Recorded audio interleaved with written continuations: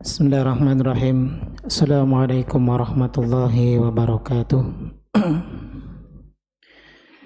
Innal hamdalillah nahmaduhu wa nasta'inuhu wa nastaghfiruh wa na'udzu bihi min shururi anfusina wa min sayyiati a'malina. May yahdihillahu fala mudilla lahu wa may yudlil fala hadiya lahu. Wa asyhadu an la ilaha illallah wahdahu la syarika lahu. Wa asyhadu anna Muhammadan abduhu wa rasuluh. Allahumma salli wa sallim wa barik ala habibina wa nabiyyina Muhammadin sallallahu alaihi wasallam wa ala alihi wa ashabihi wa man tabi'ahum bi ihsanin ila yaumiddin. Allahumma 'allimna ma yanfa'una wanfa'na bima 'allamtana wa zidna ilma. Wa arinal haqqa haqqa warzuqna ittiba'ah wa arinal batila batila warzuqna ijtinabah wa ba'd. Hadirin jamaah sekalian rahimakumullah, alhamdulillah.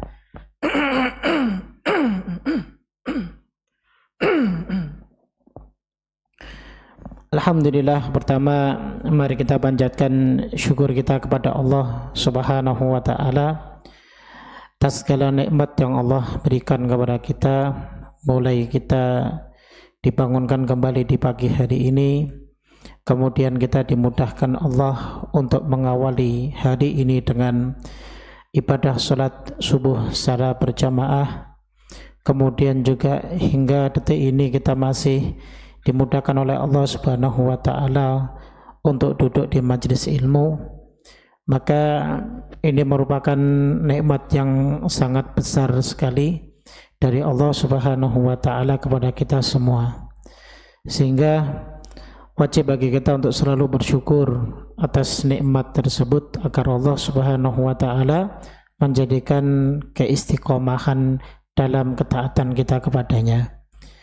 Kemudian salawat dan salam tak lupa kita junjungkan kepada Nabi kita Muhammad sallallahu alaihi wasallam beserta sahabat beliau dan juga orang-orang yang istiqamah menjalankan sunnah-sunnah beliau. Jamaah sekalian rahimakumullah, kita pagi ini insyaallah akan meneruskan pembahasan kitab Perjalanan Setelah Kematian, dan kita akan membahas tentang Yaumul Qisas, yaitu hari saling berbalas, ya, di mana kalimat qisas ini mungkin sebagian dari kita sudah tidak asing. Bahkan qisas ini tidak hanya nanti di akhirat, di dunia pun ada hukumnya, ya. Artinya syariat Islam menetapkan terkait dengan hukum qisas. Bahkan Allah Subhanahu wa taala berfirman, kutiba alaikumul qisasu fil qatla. Diwajibkan bagi kalian untuk qisas dalam hal pembunuhan. Al-hurru bil hurri wal 'abdu bil 'abdi wal untha bil untha. Jadi bagi orang yang merdeka ya dengan orang yang merdeka. Bagi hamba ya sama dengan hamba. Bagi perempuan sama bagi perempuan. Atau juga di dalam surat Al-Maidah Allah Subhanahu wa taala juga berfirman, wa katabna 'alaihim fiha anna an-nafsa bin-nafsi wal 'aina bil-'aini wal anfa bil-anfi wal udhuna bil-udhuni was-sinna bis-sinni wal juruha qisas. Jadi telah kami tetapkan tentang qisas, ya. Jiwa itu dibalas dengan jiwa. Kalau ada yang membunuh, ya dia akan dibalas dengan pembunuhan juga, tapi berdasarkan ketetapan dari hakim atau pemerintah setempat. Kemudian juga ya, kalau ada yang menghilangkan indera mata, ya juga dia akan mendapatkan balasannya. Indera penglihatannya juga hilang, harus dihilangkan.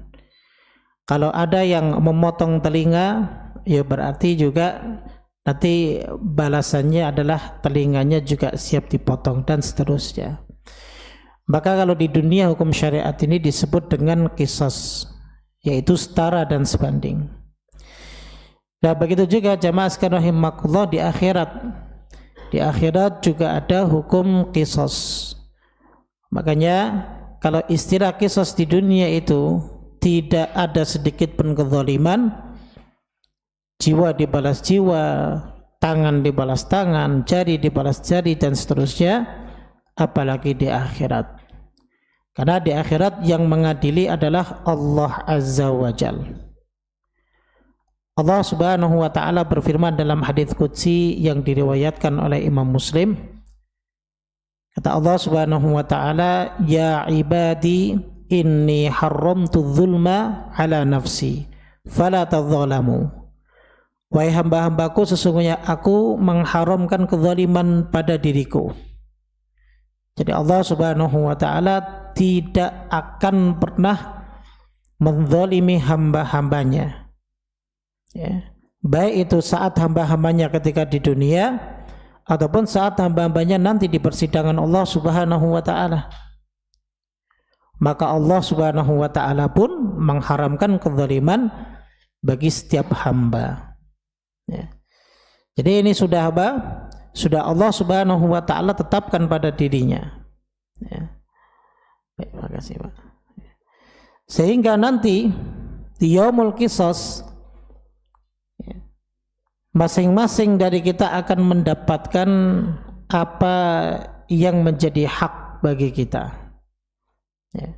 Baik itu tambahan pahala ataupun pengurangan pahala, ya. Makanya Allah Subhanahu wa taala berfirman di dalam Al-Qur'an surat Ghafir ayat yang ke-17, "Al-yauma tujza kullu nafsin bima kasabat." Jadi pada hari ini setiap jiwa akan diberi balasan sesuai dengan apa yang telah dia kerjakan. La dzulmal yaum. Jadi pada hari ini nanti artinya di akhirat tidak ada kezaliman sedikit pun. Innallaha sari'ul hisab, sesungguhnya Allah Subhanahu wa taala sangat cepat sekali perhitungannya. Ya. Kata Imam Ibnu Katsir rahimahullahu taala bahwa nanti akan dikisas masing-masing dari kita sesuai dengan apa yang kita perbuat. La dzulmal yaum. Jadi tidak akan sedikit pun pahalanya dikurangi atau tidak akan sedikit pun dosanya ditambahi. Sesuai dengan perbuatan yang telah ia kerjakan di dunia, dan itu sungguh sangat cepat sekali hisab Allah Subhanahu wa taala. Baik jamaah sekalian rahimakumullah, terkait dengan qisas ini para ulama membagi menjadi dua. Yang pertama adalah qisas secara umum dan yang kedua adalah qisas secara khusus. Sebagian ulama menyebutkan bahwa qisas yang dimaksud secara umum itu adalah qisas yang terjadi sebelum sirat. Artinya sebelum manusia itu melewati jembatan. Ada sebagian lagi yang mengatakan bahwa qisas ini terjadi di yaumul hisab. Nah, karena kita sebelumnya sudah membahas yaumul hisab, ya berarti kita membahas saat ini tentang yaumul qisas, ya.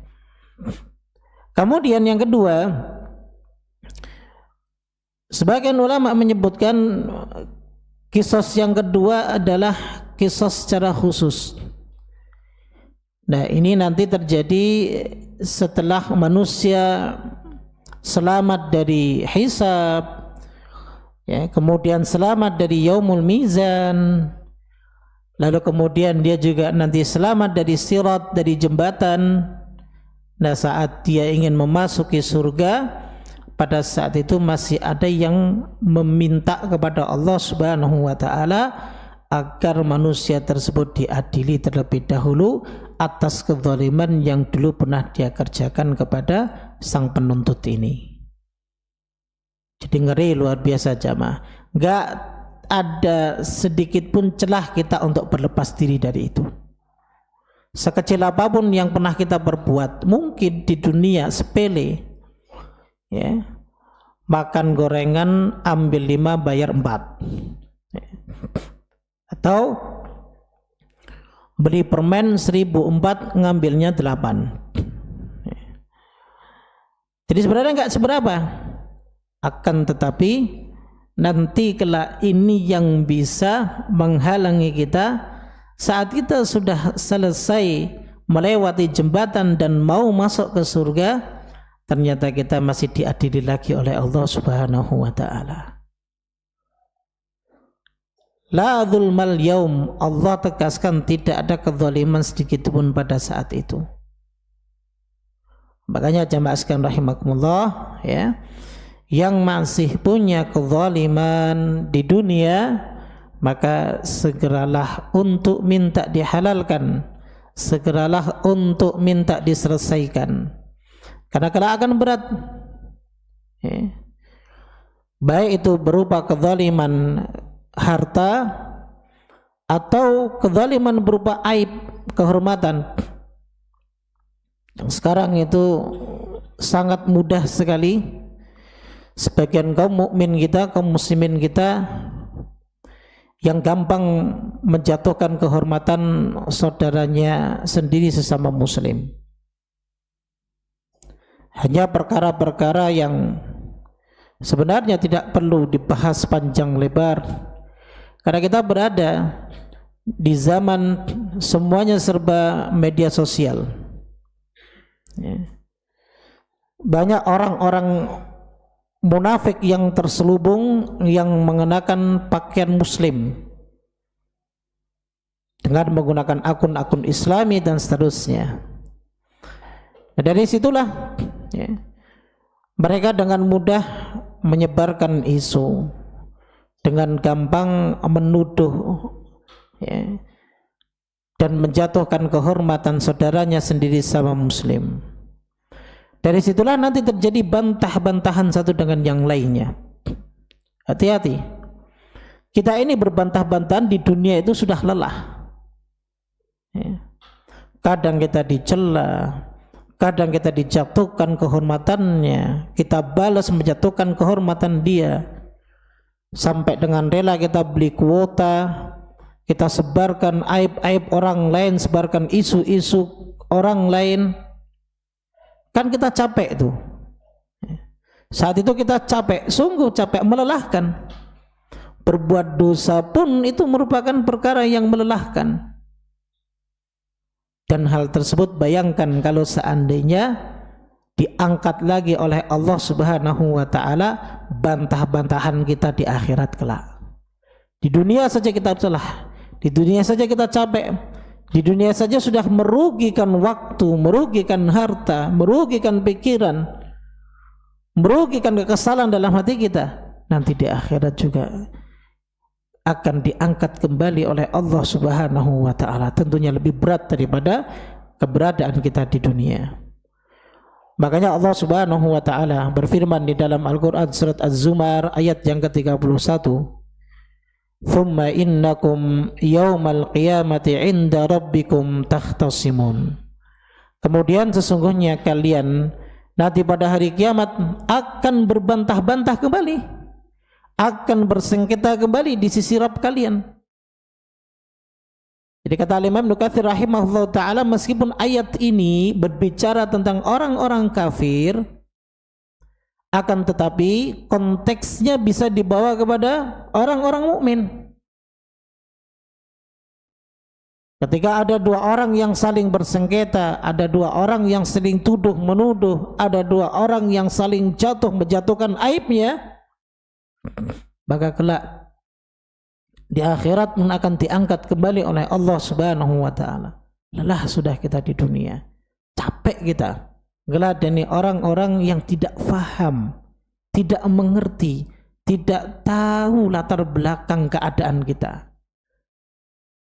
Kemudian kita karena kekhawatiran, masih khawatir terhadap kehormatan kita di dunia, dicela oleh orang nanti yang mengikuti celaan orang tersebut, kita ikut membantahnya, kita ikut menjatuhkan aibnya juga. Sudah capek kan? Dan nanti di akhirat akan dibawa lagi di hadapan Allah Subhanahu wa taala. Waliyadzubillah. Ya. Nah, kalimat takhtasimun di sini mengisyaratkan tentang qisas, sebagaimana disebutkan oleh Al-Imam Ibnu Jarir At-Tabari rahimahullahu taala dalam tafsir beliau. Ya. Nah, inilah sebagai muqaddimah terkait dengan masalah qisas yang nanti akan berlangsung di hadapan Allah Subhanahu wa taala terhadap orang-orang yang zalim. Baik, jamaah sekalian rahimakumullah, pembahasan kita qisas pada hari kiamat ini akan kita bagi menjadi dua jenis. Jenis yang pertama adalah qisas di antara hewan-hewan. Ini kelanjutan pembahasan saat di mahsyar. Cabang pembahasan kita pernah bahas tentang mahsyar, di mana setiap hewan itu tetap akan dibangkitkan oleh Allah Subhanahu wa taala, lalu kemudian mereka dikisas satu dengan yang lainnya. Ya. Jadi tetap ada. Ya. Makanya kita pernah sebutkan juga dalilnya dalam surat At-Takwir di ayat yang ke-5, di mana Allah Azza wa Jalla berfirman, wa idzal wuhushu husyirat, dan apabila binatang-binatang liar itu dikumpulkan. Jadi setelah dikumpulkan oleh Allah, jadi bukan manusia saja, tapi binatang-binatang pun akan dibangkitkan oleh Allah, lalu kemudian mereka juga akan dikumpulkan di mahsyar. Seperti itu. Ya. Begitu juga dalam keterangan yang lain di surat Al-An'am ayat yang ke-38. Allah Subhanahu wa taala berfirman, "Wa ma min dabbatin fil ardi wala ta'iri yatiru bi janahihi illa umamun amsalukum." Dan tidak ada seekor binatang pun yang ada di bumi dan burung-burung yang terbang dengan kedua sayapnya, melainkan semuanya merupakan umat-umat juga seperti kalian, sama seperti kita. Ya. Artinya ini dalil untuk menegaskan bahwa bukan hanya manusia saja yang diadili, bukan hanya dari golongan jin saja yang nanti akan dihakimi, tapi juga semua makhluk yang ada di atas muka bumi ini, bahkan burung yang terbang, ya, yang tidak mesti mereka menginjak bumi Allah ini.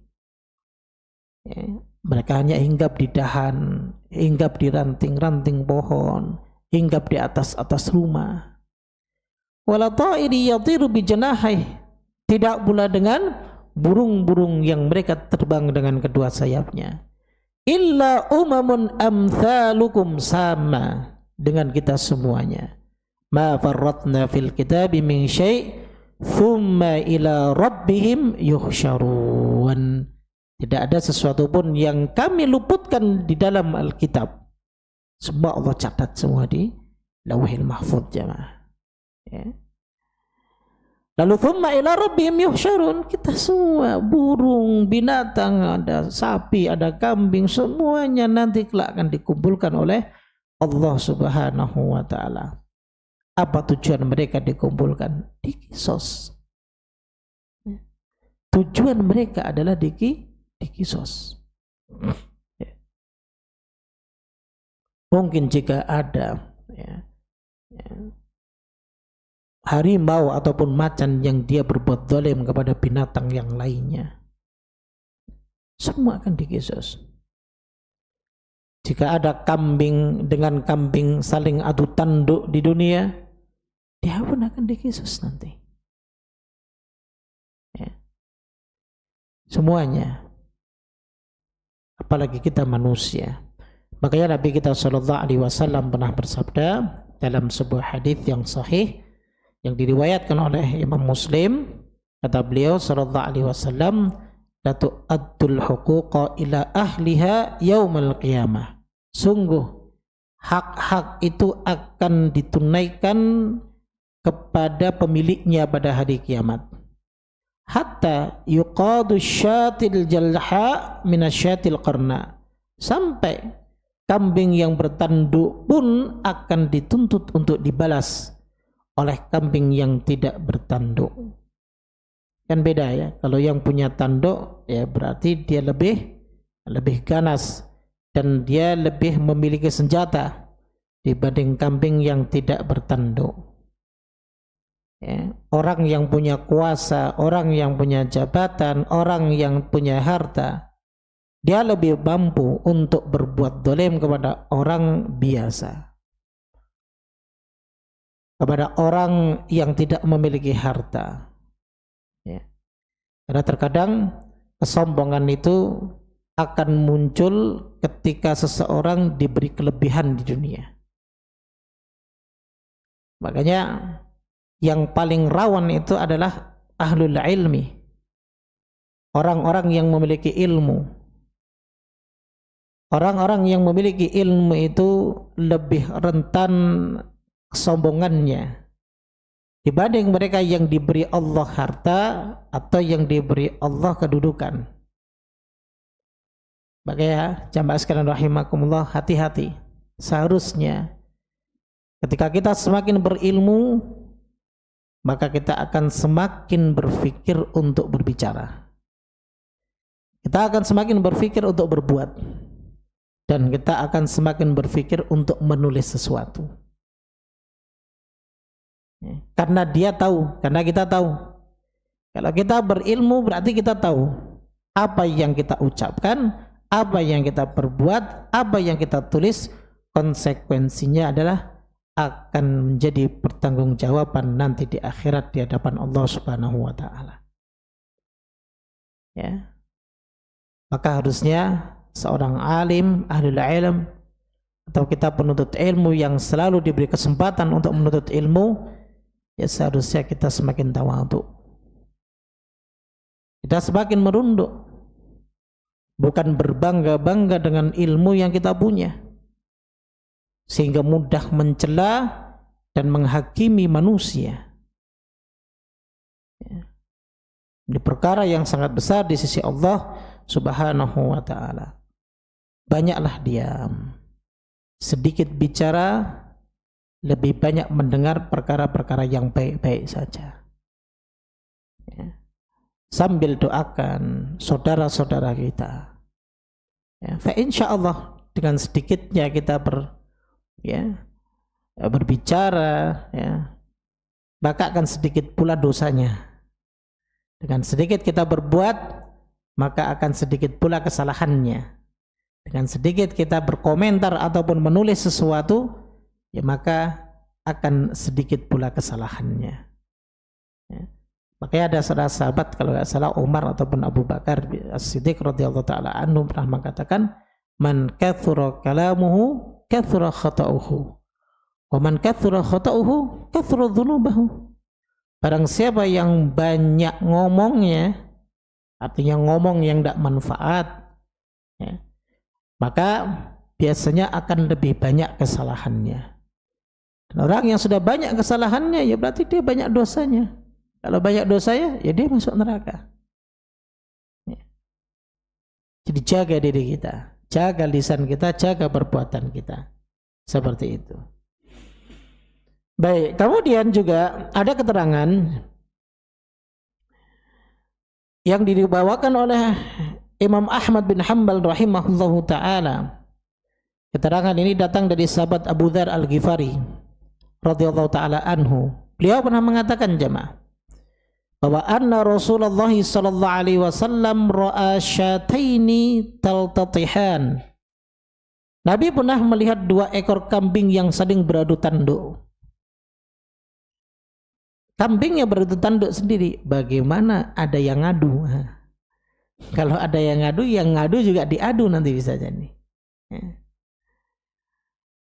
Faqala, maka Nabi SAW berkata kepada Abu Dzar, "Ya Abu Dzar, hal tadri fima taltatihan?" Wahai Abu Dzar, tahu enggak kamu mengapa mereka itu saling bertanduk?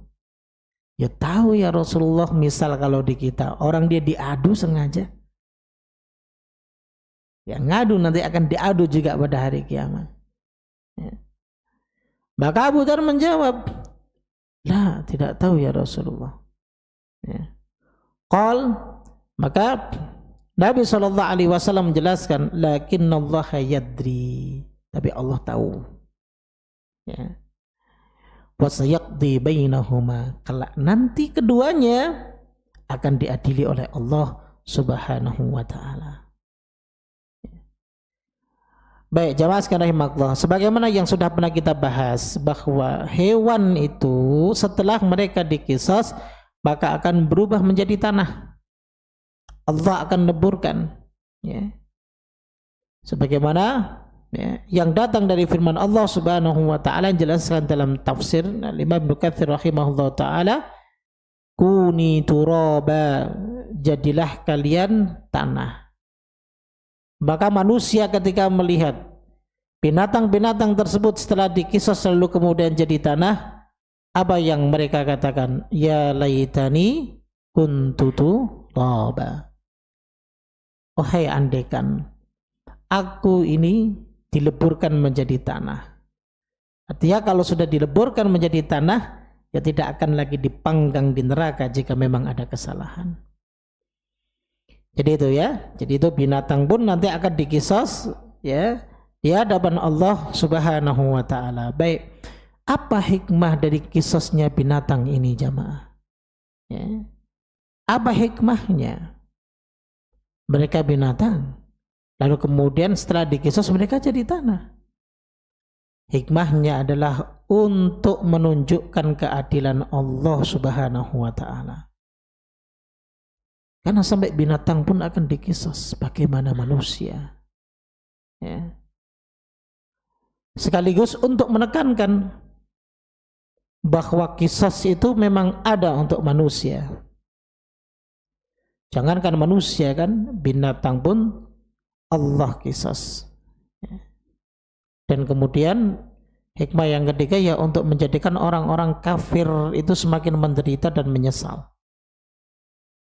Ya pada saat itu. Jadi semua yang ditampak-tampakkan oleh Allah Subhanahu wa taala nanti di akhirat itu akan membuat sakit hati orang-orang kafir. Ya Allah. Menyesal dia. Ternyata benar terjadi. Apa yang disampaikan oleh Muhammad dulu di dunia ternyata benar. Apa yang disampaikan oleh Al-Qur'an ternyata benar. Itu membuat sakit hati mereka orang-orang kafir ya, ketika mereka dulu mendustakan kebenaran dari Allah Subhanahu wa taala. Baik, kemudian jamaah rahimakumullah, yang kedua adalah qisas di antara manusia. Ini akan ada. Ya. Dalilnya banyak. Ya.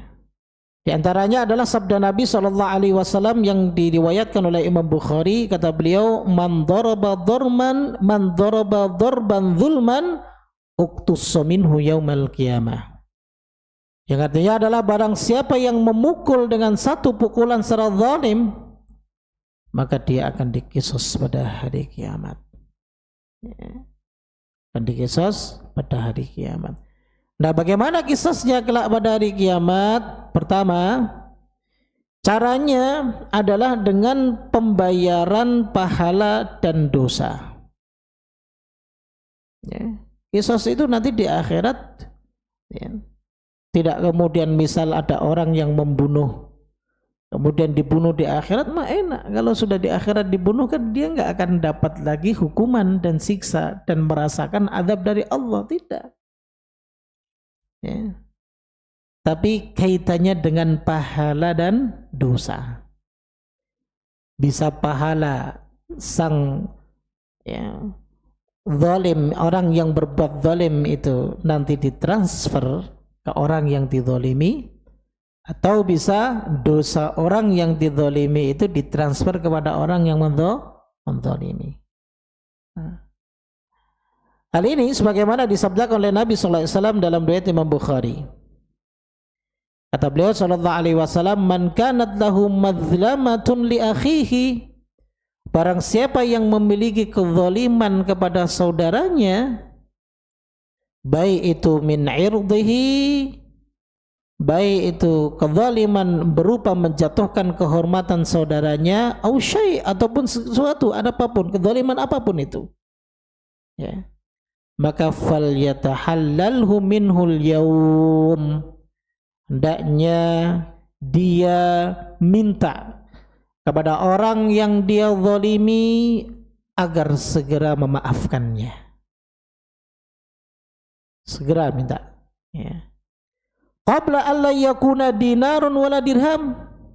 Sebelum nanti dinar dan dirham itu sudah tidak bisa lagi menebus kezalimannya.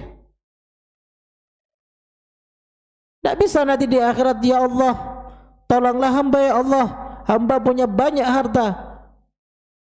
Apa yang telah hamba lakukan berupa kezaliman kepada saudara hamba, kepada saudara hamba, maka hamba ingin beri dia uang, akan beri hamba dinar, dirham kepadanya.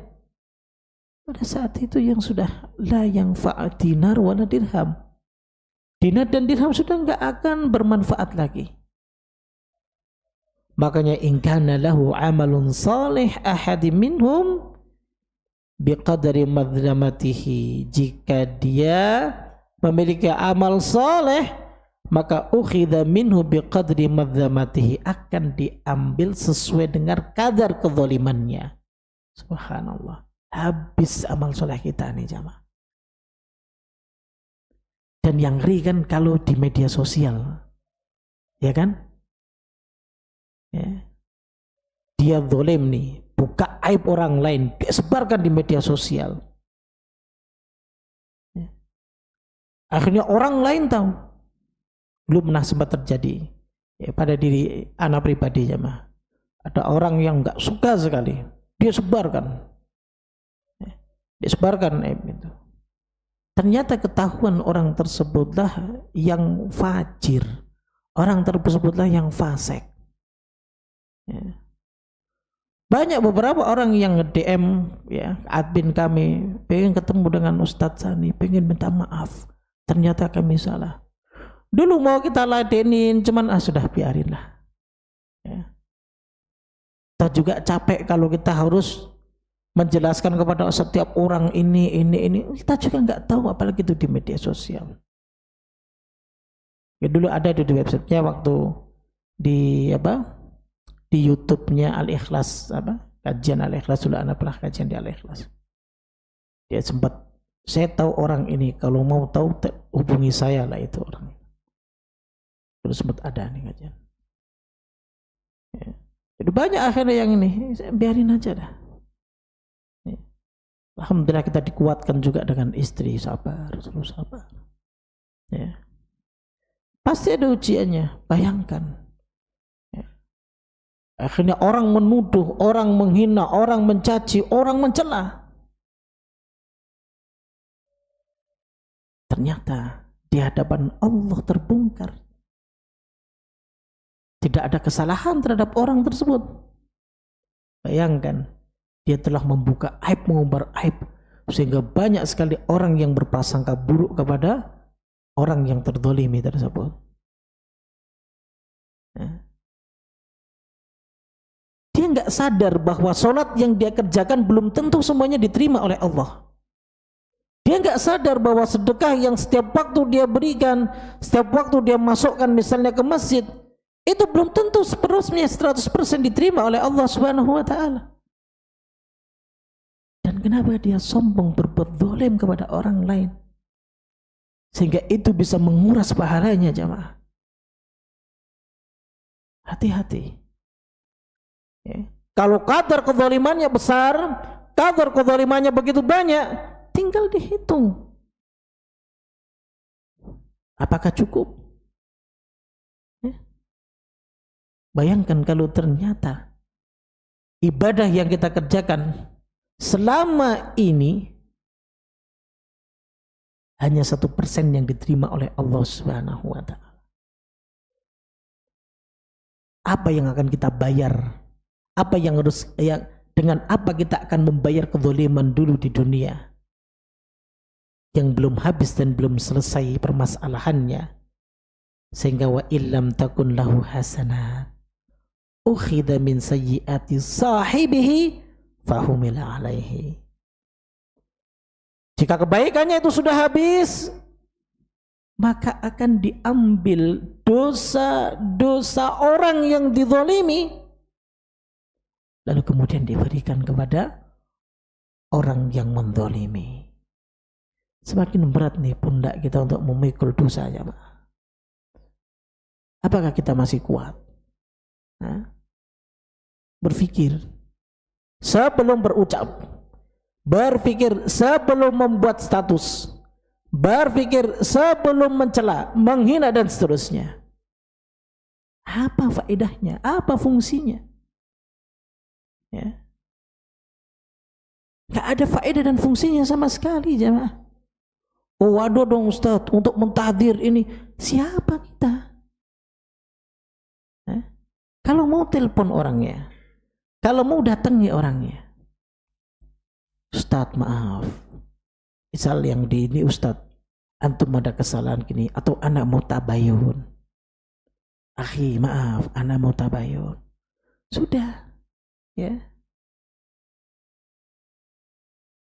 gak usah diperbesar, selesai. Yang penting kita sudah nasihati, sudah tabayun, selesai. Itu seharusnya sikap sebagai sesama muslim, sama mukmin. Jika Allah saja perintahkan kepada kita ketika memberi bertajadul, berargumen kepada mereka ahlul kitab, wajadilhum billati hiya ahsan, kenapa kita lebih garang kepada orang-orang mukmin? Hati-hati ya mas, rahimahullah. Jadi itu ya, pembayarannya dengan pahala ataupun dosa. Baik. Kemudian ada keterangan yang lain yang hampir sama, ya. Dan ini hadis mungkin dari sebagian kita ada yang kenal tentang hadis ini. Hadis yang diriwayatkan oleh Imam Muslim, di mana Nabi SAW pernah bertanya kepada para sahabat, ini ngetes, ya. Kadang ini salah satu daripada metodologi dakwahnya Nabi SAW, pengajaran Nabi SAW, ya mungkin bisa kita tiru, ya. Jadi metode mendidik sahabat-sahabatnya dengan melemparkan pertanyaan. Tentunya kan sahabat gak akan mungkin mendahului, ya, apa yang diketahui oleh Nabi SAW, dan sahabat juga nggak tahu pastinya. Makanya dari situ nanti Nabi akan menyampaikan, ya, jawaban dari pertanyaan beliau sendiri. Ya, tujuannya apa? Tujuannya agar para sahabat itu menjadi semakin respon dengan apa yang akan dijelaskan oleh Nabi SAW. Maka ini bisa diterapkan misal di majelis ilmu ataupun di sekolah-sekolah, ya. Kita tanyakan kepada murid kita, tahu nggak antum ini itu hukumnya apa? Nah, jadi orang yang mendengar akan penasaran apa ya, sehingga dia akan nyimak dengan baik. Ini metodologi, salah satu metodologi Nabi SAW ketika mengajar kepada para sahabat-sahabatnya. Maka Nabi SAW bertanya, atadruna mal muflis, tahu enggak kalian orang yang muflis itu? Muflis itu orang yang tidak punya fulus, orang yang bangkrut kalau istilahnya. Maka kalau para sahabat ya berusaha untuk menjawab sesuai dengan pengetahuan mereka. Karena kalau disebut orang muflis, orang bangkrut kalau di dunia ya mala dirhama wala mata'ah, udah nggak punya uang, nggak punya barang. Ya. Maka Nabi SAW jelaskan bukan itu, tapi yang dimaksud innal muflis itu adalah, beliau katakan min ummati, dari umatku, orang yang bangkrut dari umatku ini, ya'ti yaumal qiyamah, dia nanti di hari kiamat akan datang dengan membawa apa? Salatnya, membawa pahala puasanya, membawa pahala zakatnya. Namun wa ya'ti qad syatama hadza wa qadhafa hadza wa akala mala hadza wa safaka dama hadza wa daraba hadza. Tapi dia juga membawa dosa kezaliman, selalu menghina, mencela orang ini, menuduh orang ini, makan harta orang ini secara zalim, dan menumpahkan darah orang ini, dan selalu berbuat kasar dengan misalnya istri, ya, dengan ringan tangannya memukul ataupun kasar dengan orang lain. Maka fayu'ta hadza min hasanatihi wa hadza min hasanatihi, lalu kemudian diberikan dari kebaikannya dan ini kebaikannya. Fa in faniyat hasanatuhu jika kebaikannya itu sudah habis, qabla an yuqda ma alaihi, sebelum semua orang-orang yang terzalimi tersebut ya telah mendapatkan kebaikan dari orang yang menzaliminya, maka ukhidha min khotoyahum, sehingga nanti akan diputuskan orang-orang yang terzalimi itu akan mentransfer dosa-dosanya kepada orang yang menzalimi. Makanya jadi orang yang terzalimi itu santai saja jamaah, ya kan? Tenang saja. Saat itu alhamdulillah kita sedang ditransfer pahala, atau sebaliknya kita sedang diambil dosa kita. Ya. Kalau semua orang berpikir demikian, wah, karena nggak akan lagi terjadi persengketaan dan yang lain sebagainya. Taib, itu yang pertama. Kemudian yang kedua adalah dua kemungkinan kisos. Ya, yang pertama tadi apa? Cara pembayarannya dengan pahala dan dosa. Cara yang kedua adalah apa? Kemungkinan kisos. Misal yang satu zalim dan yang satunya dizalimi, maka aturannya asalnya adalah yang zalim akan mentransfer kebaikan kepada orang yang terzalimi. Karena kurang, maka dosa orang yang dizalimi akan ditransfer kepada orang yang menzalimi. Ini sudah. Kemudian yang kedua, jika sama-sama zalim, dia dizalimi, dia dibuka aibnya, gua buka juga aibnya deh, gitu. Biar sama-sama kan gitu. Ya. Kadang-kadang ada orang yang nggak mau memaafkan kesalahan. Orang dia udah zalim sama aneh harus zalim juga sama dia. Ya. Jadi dia cari-cari cara bagaimana biar bapak bisa membalas kezalimannya. Dan nggak harus begitu jemaah. Ya. Karena kalau sudah keduanya sama-sama zalim, maka nanti akan dilihat tingkat kezalimannya seberapa besar. Kalau misalnya tingkat kezalimannya itu sama, terkadang begini jemaah. Cara berbuat zalimnya sama. Misal sama-sama menjatuhkan aib. Pertama aib seseorang dijatuhkan, aib kita misal dijatuhkan. Kemudian kita jatuhkan aib orang itu, namun dampaknya lebih besar kita misal. Padahal sama-sama, ya. Mungkin nanti di hadapan Allah Subhanahu wa taala, ya Allah kan sama, saya juga jatuhkan aib seperti dia jatuhkan aib saya ya Allah. Tapi dampaknya lebih besar kamu. Ya. Yang tadinya jika seandainya sama, ya, maka imbas ya. Udah selesai kasusnya. Tapi kan nggak ada yang tahu kadarnya. Nggak ada yang tahu ternyata dampaknya itu lebih besar kita ketika kita buka aib orang itu, meskipun awalnya orang itu yang buka aib kita. La ilaha illallah. Kalau itu yang terjadi, ya siap-siap kebaikan kita akan ditransfer oleh dia, ataupun keburukan dia akan ditransfer kepada kita. Waliyadzubillah. Ya. Makanya kedua kemungkinan ini bisa terjadi, ya, bisa terjadi. Baik, ada satu kisah yang disebutkan oleh Ummul Mukminin Aisyah radhiyallahu taala anha. Dia menuturkan bahwa ada seseorang yang dia duduk pernah di depan Nabi sallallahu alaihi wasallam. Lalu kemudian dia berkata, "Ya Rasulullah, innali mamlukina yukadzibunani wa yakhununani wa ya'sunani." Sesungguhnya aku punya dua, ya, mamlukin, ya, dua budak. Budak ini mendustaiku. Budak ini juga mengkhianatiku. Mereka juga bangkang terhadap perintahku. Karena dia lakukan seperti itu, ya aku jengkel, ya, ashtumuhum wa adribuhum fa kaifa ana minhum.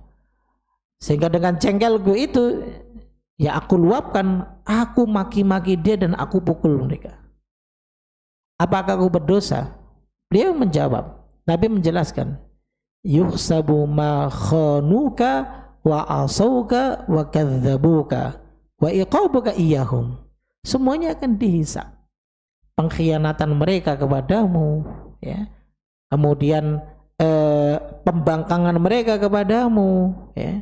kemudian kedustaan mereka, berdusta kepadamu, begitu juga ya iqabmu ataupun hukumanmu kepada mereka nanti semua akan dihisab oleh Allah Subhanahu wa ta'ala. Maka fa in kana iqabuka iyyahum biqadri dzunubihim kana kaffafan. Jika seandainya iqabmu ataupun hukumanmu itu ya setara sama, ya sama setara dengan apa? Sama setara dengan kesalahan budak-budakmu ini, ya maka kafafan, semuanya sudah selesai imbas. Ya, la laka wala alaika. Ya. Kamu nggak dapat sesuatu dari dia, ya dari kebaikannya, ataupun kamu juga nggak berdosa. Wa in kana iqabuka iyyahum duna dzunubihim. Tapi kalau seandainya hukumanmu itu ternyata di pandangan Allah Subhanahu wa ta'ala itu lebih besar dari kesalahan mereka, ya, ya maka tentunya kamu berarti yang berbuat zalim kepada mereka. Ya. Subhanallah. Maka ini yang menjadi kekhawatiran kita seharusnya jamaah. Ya kan? Meskipun jenisnya terkadang sama, ya zalim kepada kita dan kita balas kezaliman itu jenisnya sama, akan tetapi ya madharatnya ternyata lebih besar ketika kita menzalimi dia, ya berarti siap-siap saja ya, kita yang akan rugi. Maka hal yang paling aman ketika dizalimi oleh orang lain, sekali lagi ya, kita biarkan saja ya, ya. Kita biarkan saja, nggak usah kita ladeni, bersabar ya, bersabar. Tidak perlu kita apa? Tidak perlu kita ya, membalas kezaliman yang telah dilakukan oleh orang lain. Ya. Tayyib, kemudian yang terakhir yang ingin saya sampaikan, ya, jadi ini terakhir ya, akhir pembahasan kita terkait dengan masalah kisos. Ya. Semua akan dikisos nanti di hadapan Allah Subhanahu wa ta'ala. Baik, terakhir terkait dengan akidah kisos ini, ya, ada syubhat yang disebutkan oleh golongan Mu'tazilah. Golongan Mu'tazilah itu adalah pelopornya ada seorang dari penduduk Basrah. Dia itu mantannya murid Al-Imam Al-Hasan Al-Basri rahimahullahu ta'ala, yang namanya Wasil bin Atha Al-Makhzumi Al-Ghazal. Ya.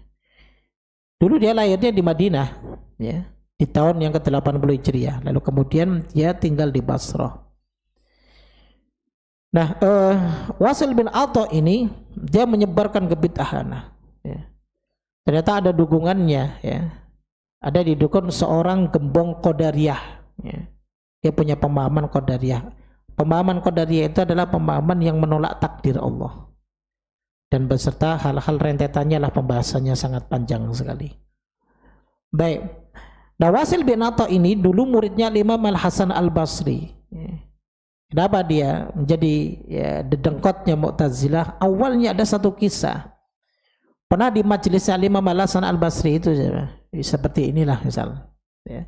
Imam Al-Hasan Al-Basri sedang membuka tanya jawab. Ada seseorang yang bertanya.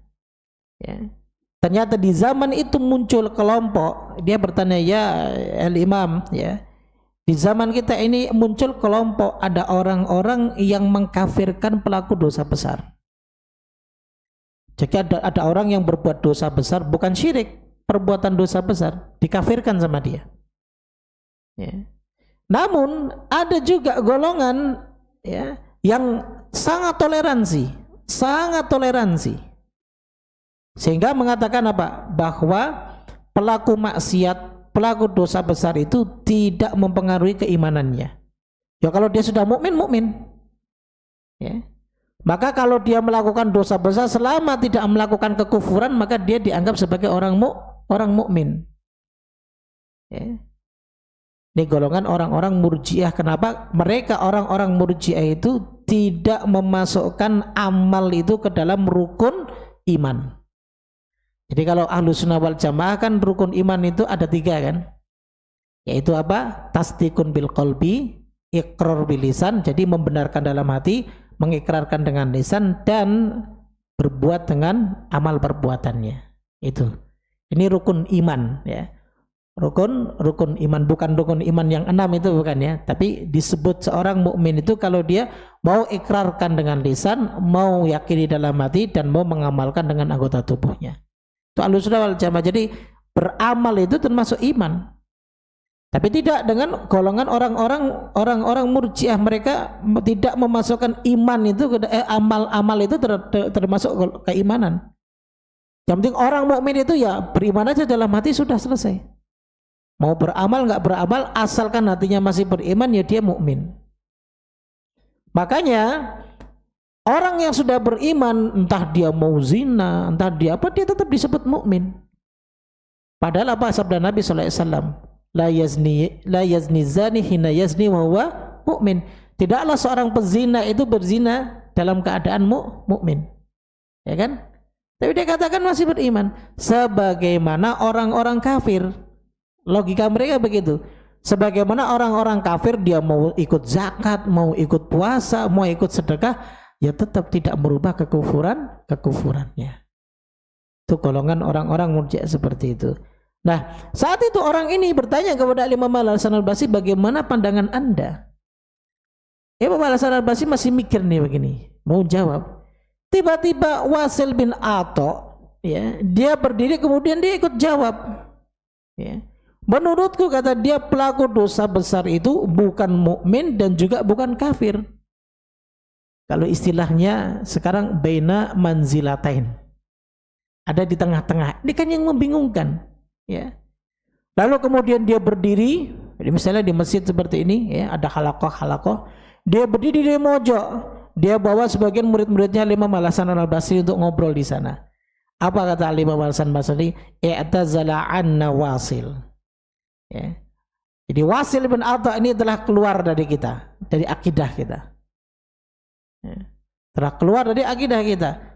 Padahal Imam Al-Hasan Al-Basri sedang ingin menjawab bahwa pelaku dosa besar selain syirik adalah tetap mukmin yang tidak sempurna keimanannya.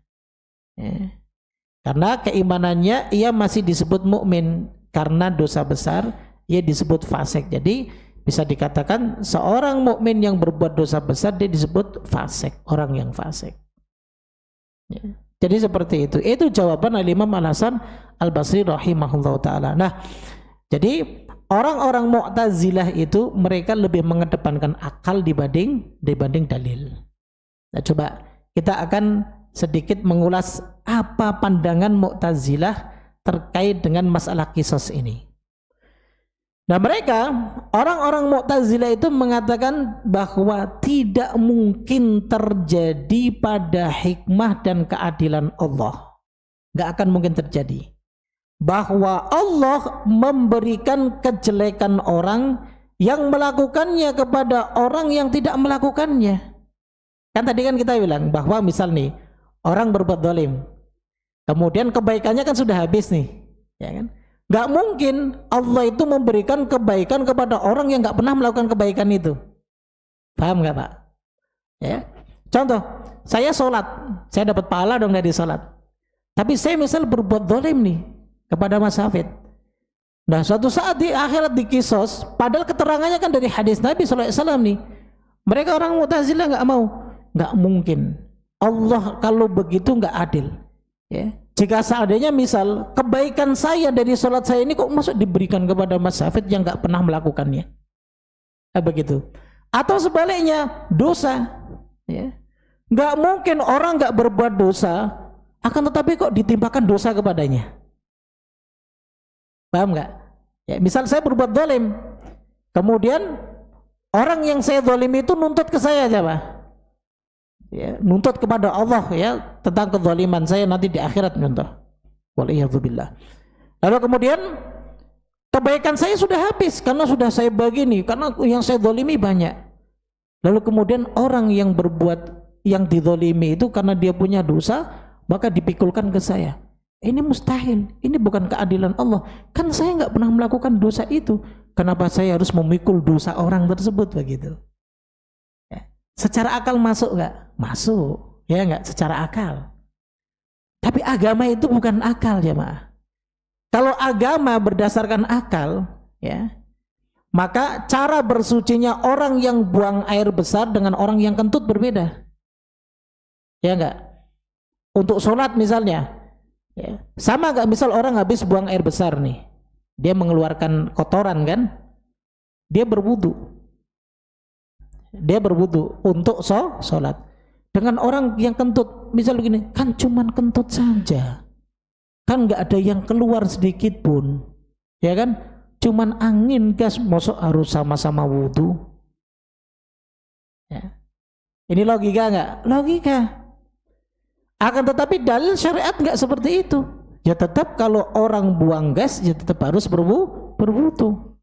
Atau seperti contohnya begini, hukum mani, sperma itu suci sama. Mayoritas ulama menyebut hukumnya suci. Kalau yang menyerupai sperma Pak, madhi sama wati, itu hukumnya najis. Tapi bedanya adalah kalau orang yang keluar madhi ataupun wadi cuman cukup dicuci kemaluannya. Tapi kalau orang yang keluar mani suruh ngapain? Suruh ngapain? Mandi. Ya. Kalau secara akal nggak mungkin, tapi syariat memerintahkan demikian. Contoh lain lagi, misal terkait dengan hukum potong tangan. Ya. Orang yang dipotong tangannya, ya, kalau sudah mencapai nisabnya kan ada berapa dirham, ada berapa dinar, ya, itu tetap dipotong tangannya. Dengan orang yang korupsi 270 triliun misal, sama, ya. Apa kemudian kita akan nuntut, ya? Nah itu kalau dipotong tangannya wajar 270 triliun misal gitu. Nah kalau saya cuma mencuri 3 telur, masuk dipotong tangannya? Itu syariat. Ya. Apa kita mau mengatakan kalau gitu sekalian aja nyurinya 100 juta, 200 juta begitu kan? Ya. Jadi kalau secara logika nggak masuk. Ya.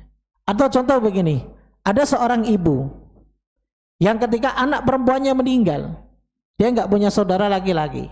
Ketika anak perempuannya meninggal, dia nggak punya anak. Ya. Ibu mendapat berapa? Ibu mendapat 1/3 dari harta waris anaknya. Ya gak? Tapi kalau anak perempuannya itu punya saudara, maka bagian ibu dikurangi menjadi berapa? 1/6. Apa kita mau mengatakan bahwa ya ini nggak adil, ibu itu harusnya diberi yang banyak? Ini syariat yang mengatur. Ya. Bayangkan, saudara sama ibu dapat warisannya lebih banyak saudara daripada ibunya. Bayangkan. Ini syariat yang mengatur. Apa kita mau katakan bahwa ini nggak adil lagi? Ya. Jadi keadilan itu milik Allah. Keadilan yang mengatur Allah. Nggak bisa, ya, nggak bisa kita berbicara agama tapi dahulukan akal bukan dahulukan dalil. Ya, sebagai penutup, apa yang dikatakan oleh sahabat Ali bin Abi Thalib radhiyallahu taala anhu, "Lau kana ad-dinu bir-ra'yi." Andaikan agama itu dengan akal, maka sungguh dalam bab mengusap khuf sepatu dalam wudu, maka yang lebih berhak diusap itu bagian bawahnya, bukan di bagian punggungnya. Sebab kenapa? Yang kotor bagian mana, Pak? Bawah, bukan punggung. Itulah agama. Jangan kedepankan akal, tapi lebih kedepankan dalil dan wahyu. Akal wajib untuk tunduk kepada dalil dan wahyu. Itu saja, mudah-mudahan bermanfaat. Wallahu taala alam bishawab. Ada yang ditanyakan sebelum saya tutup? Silakan. Ya, silakan.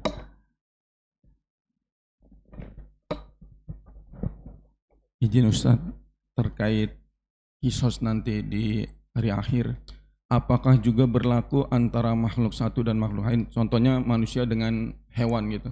Ada contoh misalnya manusia yang terbunuh oleh hewan atau sebaliknya. Dan apakah ada kategori binatang-binatang tertentu yang memang tidak boleh kita bunuh? Atau kita pernah menjolimi misalnya contoh memukul atau menendang hewan tersebut? Jazakallah khairan. Tayyib, nah, bagus pertanyaannya. Apakah juga berlaku, ya, antar makhluk, bukan antar makhluk, jadi bukan satu jenis makhluk, misal manusia dengan binatang dan seterusnya? Nah, terjadi juga. pernah mendengar seorang wanita itu dihukum, diadab disebabkan karena apa? Seekor kucing. Ya kan? Ini kisos. Ya. Dalam sebuah hadis yang diriwayatkan oleh Imam Bukhari, Nabi SAW pernah bersabda, "Udzibatil mar'atu fi hirratin." Ya. Karena apa? Sajanatha hatta matat. Ada seorang wanita, dia disiksa oleh Allah, diadab oleh Allah kelak nanti disebabkan karena seekor kucing yang sajanatha hatta matat, yang dikerangkeng nih kucing. Ya. Nah, bagaimana dengan kita menyembelih sapi? Bagaimana dengan kita menyembelih kambing? Bukannya itu juga zalim, Ustaz? Tidak. Ada hal-hal yang syariat memang mengaturnya, membolehkan. Tapi ada hal-hal yang dimana syariat ya menjadikan ini sebagai apa? Adab dan akhlak kita kepada binatang. Seperti itu. Ya, sehingga kalau misalnya kita dihadapkan dengan binatang-binatang yang dimana binatang-binatang tersebut yang seharusnya kita lindungi, artinya yang dia bukan buas ya. Kalau binatang-binatang buas kan Nabi sendiri SAW memerintahkan untuk membunuhnya kan, ataupun binatang-binatang yang merusak kan, seperti tikus seperti itu kan, itu boleh untuk membunuhnya. Selain daripada itu lalu kemudian kita mengadab dia, menghukum dia, ya maka ini sama saja, ya sama saja tetap ada kisosnya. Seperti itu Pak. Ya, sehingga Nabi SAW pernah mengatakan begini, ya, fi kulli kabitin rutbin lakas sadaqah. Setiap yang punya limpa basah, kalau kamu berbuat baik kepadanya, maka itu dinilai sedekah di hadapan Allah Subhanahu wa taala. Begitu juga sebaliknya, ya, yang punya limpa basah maksudnya binatang kan termasuk kan? Jangankan kepada manusia, kepada binatang pun yang masih punya limpa basah, lalu kemudian kita baik kepadanya, maka ini dianggap sedekah menurut Allah Subhanahu wa taala. Seperti itu, Pak. Jadi sama aja. Makanya berbuat baiklah kepada tidak hanya kepada sama manusia, tapi kepada binatang pun ya, bahkan sampai kita membunuh binatang itu juga diajarkan oleh Rasulullah SAW untuk membunuhnya dengan cara yang baik. Sebagaimana dalam hadis yang disebutkan oleh Nabi SAW, innallaha katabal ihsan ala kulli syai'. Sesungguhnya Allah Subhanahu wa taala mewajibkan untuk baik kepada segala sesuatu. Wa idza qataltum fa ahsinul qitlata wa idza dzabhtum fa ahsinu dzibhata. Kalau kamu mau membunuh, misal dalam perang, bunuh dengan cara pembunuhan yang baik. Bukan dimutilasi, bukan dicacah-cacah dagingnya, tidak. Ya. Wa idza dzabhtum fa ahsinu dzibhata. Kalau kalian mau menyembelih kurban, akikah dan seterusnya, maka fa ahsinu dzibhata, maka sembelihlah dengan cara yang baik. Bagaimana cara yang baik itu menyembelih? Waliyuhidda syafratahu wal yurih dzabihatahu. Caranya dengan apa? Kita mengasah ya pisaunya dengan asan yang tajam, lalu kemudian kita baringkan binatang kita dengan pembaringan yang baik. Kemudian kita sembelih dengan cara yang baik. Jadi begitu Pak. Wallahu a'lam bishawab. Kemudian Pak. Izin bertanya Pak Ustadz.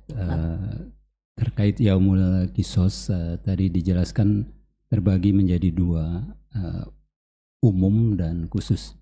Umum terjadi sebelum Sirat, sedangkan yang khusus terjadi setelah manusia selamat dari mizan, dari Sirat, dan akan melangkah menuju surga. Kemudian pertanyaan saya, yang khusus ini mengapa bisa terjadi? Maksud saya manusia itu sudah selamat dari mizan, dari sirat, dan akan melangkah ke surga, tapi tetap dikisos lagi. Bukankah Allah hisabnya atau perhitungannya sangat tepat dan sangat cepat? Seolah-olah kalau terjadi lagi, seolah-olah seperti ada kekeliruan atau ada miss di situ. Bagaimana Pak Ustadz menjelaskan ini? Jazakallah. Ya, seakan-akan seperti wah, auditnya ada yang terlewatkan nih prosesnya. Nah, pertama ya, saya ingin jelaskan begini, ini hanya pandangan ulama. Ya kan? Pertama, ini hanya pandangan ulama. Artinya pandangan sebagian ulama ini ya bisa benar dan juga bisa salah, seperti itu.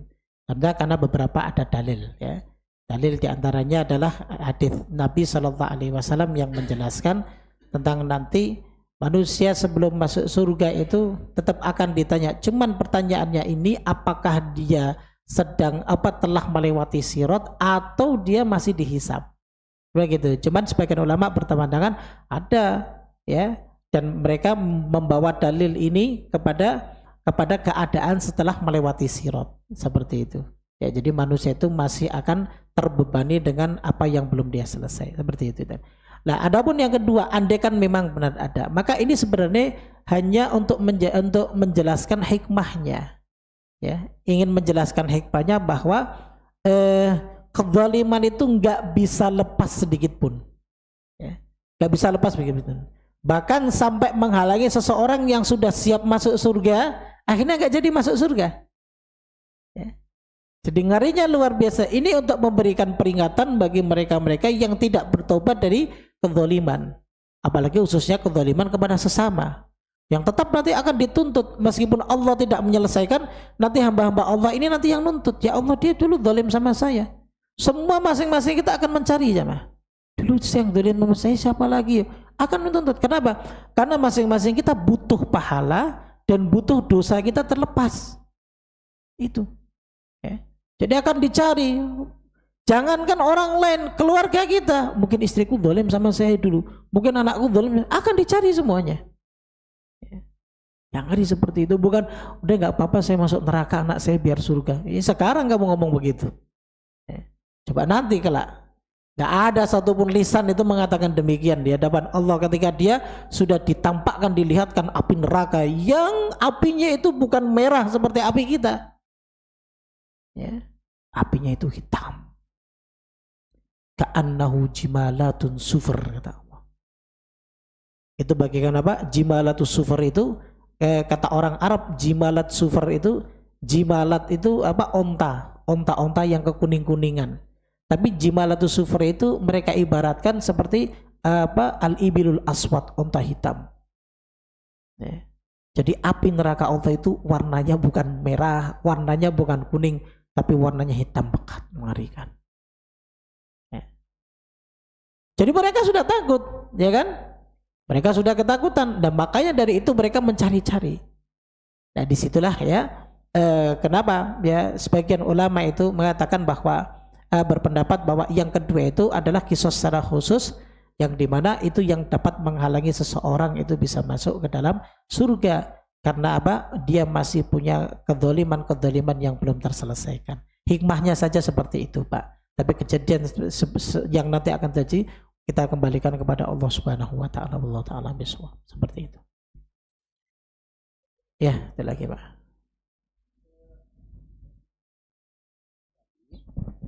Terkait ketika kita menzalimi hewan gitu ya. Ya, Pak. Nah, sekarang fenomena memelihara kucing ini kan saya lihat sudah sangat berlebihan, karena yang katanya bahwa kucing itu adalah hewan peliharaan Rasulullah SAW. Sementara saya pernah mendengar bahwa Rasulullah itu memelihara kucing tidak sampai dalam rumah, kan gitu ya. Nah, yang saya lihat sekarang ini orang-orang sudah memelihara, kadang sampai satu rumah itu ada sampai 17-18 kucing gitu ya.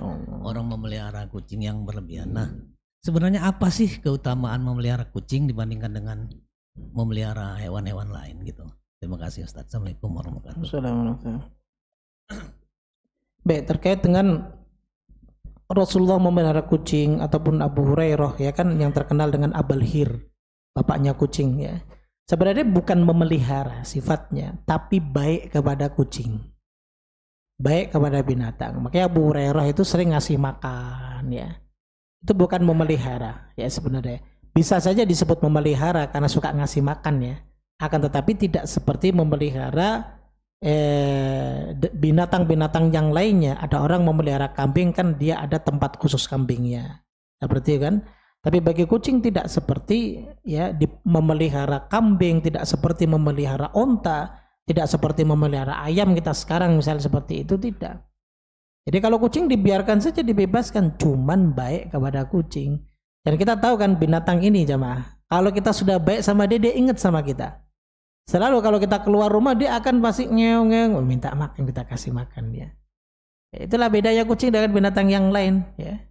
Seperti itu. Antum coba kasih ular makan. Ular mau deketin antum nggak? Ya. Antum yang takut kan, gitu. Kan berbeda. Ya kucing dengan binatang yang lain. Jadi seperti itu. Ya cara pemeliharaannya. Artinya pemeliharaan itu bukan tetap berbuat baik kepada mereka, tidak zalim, dan kita bisa memberikan makan ataupun sedikit rezeki kepada mereka. Ya. Jadi seperti itu. Nah, sekarang fenomena yang terjadi ini terlalu gulu berlebihan. Ya. Yang punya nggak pernah sikat gigi, kucingnya disikat gigi. Ya. Iya, ya, yang punya nggak pernah ke salon, kucingnya disalonin 4 juta lagi salonnya. Subhanallah. Ini gulu dan berlebihan. Ya, sehingga kalau sampai gulu dan berlebihan ini juga nggak boleh berdosa.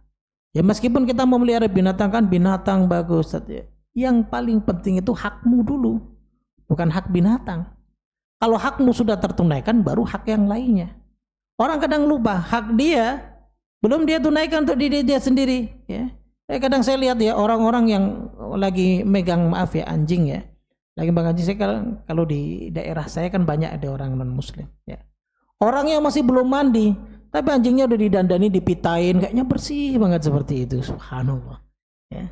Dia nggak tahu, nggak sadar untuk diri dia sendiri, tapi dia lebih mementingkan anjing. Memang, maksudnya, memang ini bentuk berbuat baik. Tapi ingat ya, bahwa tugas kita ini ya menunaikan hak diri kita terlebih dahulu. Jadi itu yang paling penting. Dan yang kedua tidak boleh berlebihan. Ya cukup saja. Maka ini masuk ke dalam kategori tabdir terlalu berlebih-lebihan. Jadi begitu. Ya kalau misalnya ada kucing sampai di rumahnya ada 5, 7, 15, 20 nggak ada masalah. Asal dia bisa menunaikan haknya, memberikan haknya kepada kucing tersebut. Tidak perlu dibuatkan. Kadang ada yang dibuatkan, kadang saya ini juga ya. Dia bisa nya di tempat sembarangan kan, apa nggak jijik seperti itu. Ya kan? Dan nya kucing kan najis, ya enggak? Yang nggak najis itu bekas kucing, itu nggak najis. Misalnya diminum kucing nih, nah bekasnya itu sebenarnya bukan nggak najis, akan tetapi dia disebut dengan najis yang sangat ringan. Karena kata Nabi SAW, karena mereka binatang yang sudah terbiasa dengan manusia, dekat dengan kita nih kucing nih, maka dianggap ringan oleh Nabi SAW dan tidak dianggap najis. Nah jadi seperti itu Pak ya. Jadi kurang lebihnya bahwa ini termasuk gulu dan berlebih-lebihan, ya. Dan itu tidak boleh. Ya bersikap biasa saja kepada binatang. Ya. Kalau kita mau kasih makan saja, nggak perlu terlalu berlebih-lebihan seperti itu. Tapi tetap ya mudah-mudahan apa yang mereka usahakan, mereka lakukan itu juga bernilai pahala di sisi Allah Subhanahu Wa Taala. Seperti itu. Mungkin itu saja yang bisa kami sampaikan. Mudah-mudahan bermanfaat. Ada lagi? Ya satu lagi ya, boleh silakan.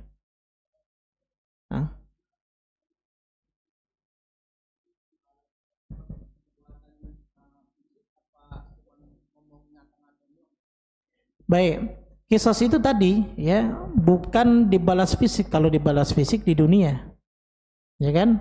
Kemudian ngata-ngatain di sana dibalas, Allah perintahkan. Dulu kan dia ngecek kamu, kata-katain dia, enggak.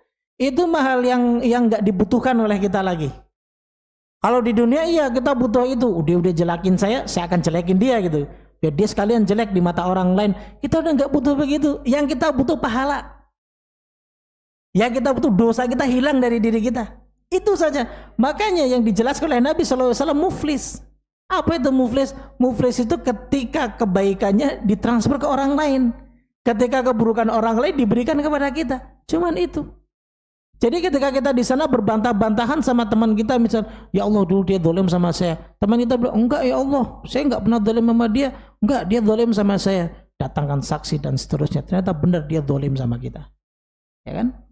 Lalu dari situlah Allah putuskan, ya berarti ada kisos. Nah kisosnya bukan kayak di dunia, kuping dibalas kuping, udah nggak butuh.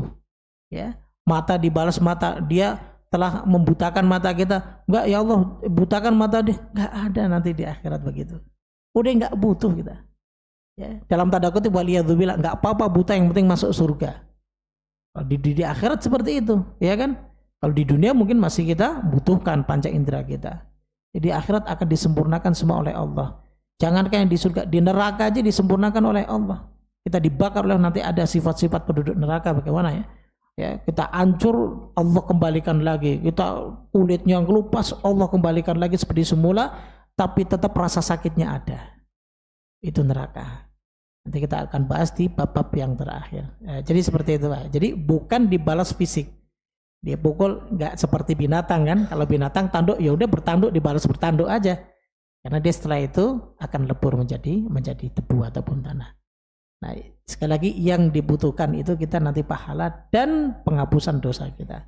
Maka itu yang akan kita tuntut nanti di hadapan Allah terhadap orang-orang yang telah berbuat zalim kepada kita, Pak. Seperti itu saja.